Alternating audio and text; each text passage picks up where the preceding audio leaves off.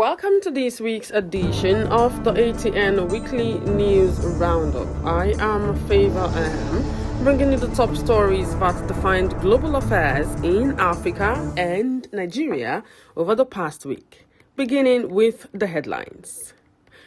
Nestle recalls infant formula across Europe. Iran enforces nationwide internet blackout amid protests. Japanese nuclear worker loses phone with sensitive data in China. U.S. plans exit from dozens of UN global bodies. Yemen separatist leader skips talks, fuels Gulf tensions. CAR President Touadera secures third term. Trump questions claim Ukraine targeted Putin's residence. Maduro tells U.S. court he remains president.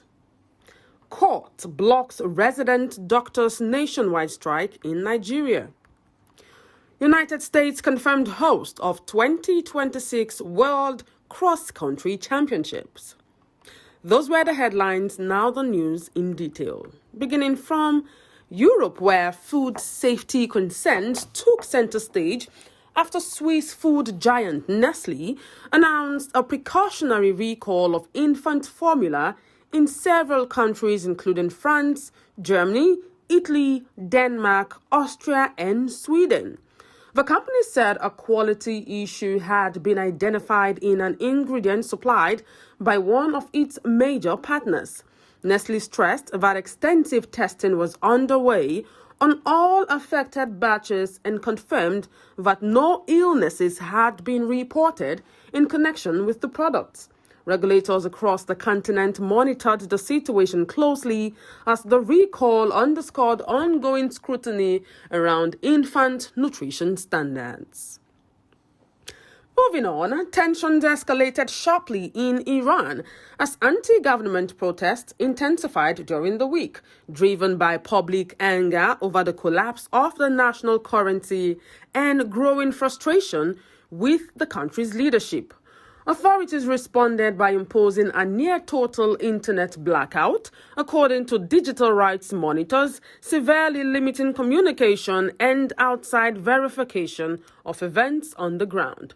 The unrest unfolded as U.S. President Donald Trump warned Tehran against the use of lethal force on protesters, claiming Washington would intervene if violence escalated, a statement that further strained already fragile relations.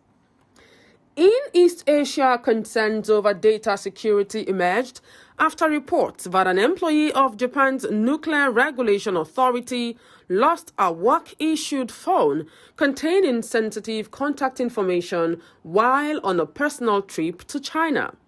Japanese officials say they could not confirm whether the data had been accessed. The incident drew particular attention as Japan continued efforts to revive its nuclear energy program more than a decade after the Fukushima disaster forced the shutdown of its reactors.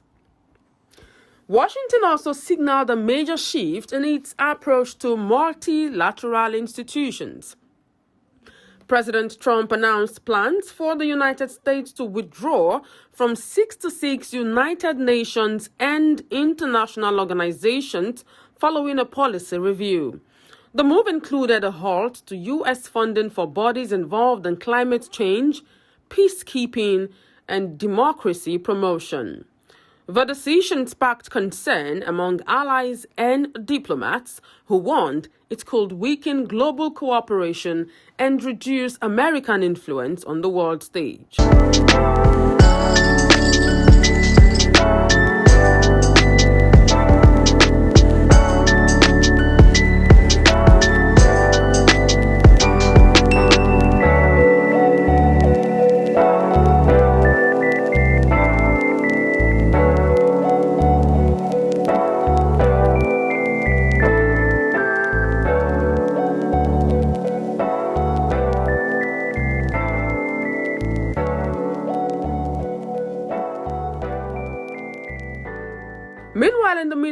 Yemen's fragile political balance deteriorated further after sovereign separatist leader Aidarus al-Zubaidi failed to attend crisis talks in Riyadh. His absence deepened an already serious rift between Saudi Arabia and the United Arab Emirates, both key backers of opposing factions in Yemen. The Saudi-backed Presidential Council later expelled Zubaidi, accusing him of treason, as fears mounted that internal divisions could derail efforts to contain the conflict against the Iran-aligned Houthi movement. Elsewhere in Africa, Central African Republic President Faustin Archange Touadera secured a third term in office. This is after provisional election results showed him winning more than 76% of the vote. The election followed a controversial constitutional referendum that removed term limits. Touadera campaigned on claims of improved security in the long unstable country, supported by Russian mercenaries and Rwandan forces, as well as peace agreements signed with several rebel groups. Opposition figures questioned the credibility of the process, although voter turnout exceeded 52%. Diplomatic tensions also flared around the war in Ukraine. President Trump publicly questioned Russian claims that Ukrainian drones had targeted President Vladimir Putin's residence, saying he did not believe the attack occurred.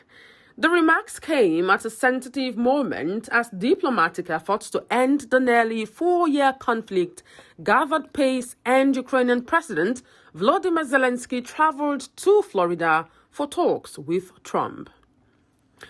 In a dramatic legal development, ousted Venezuelan leader Nicolas Maduro appeared in a Manhattan federal court following his capture by U.S. forces in Caracas. Declaring himself innocent and still president, Maduro's legal team argued that he should be immune from prosecution as a sitting head of state. His lawyers also raised questions about the legality of his detention, setting the stage for a complex and politically charged legal battle.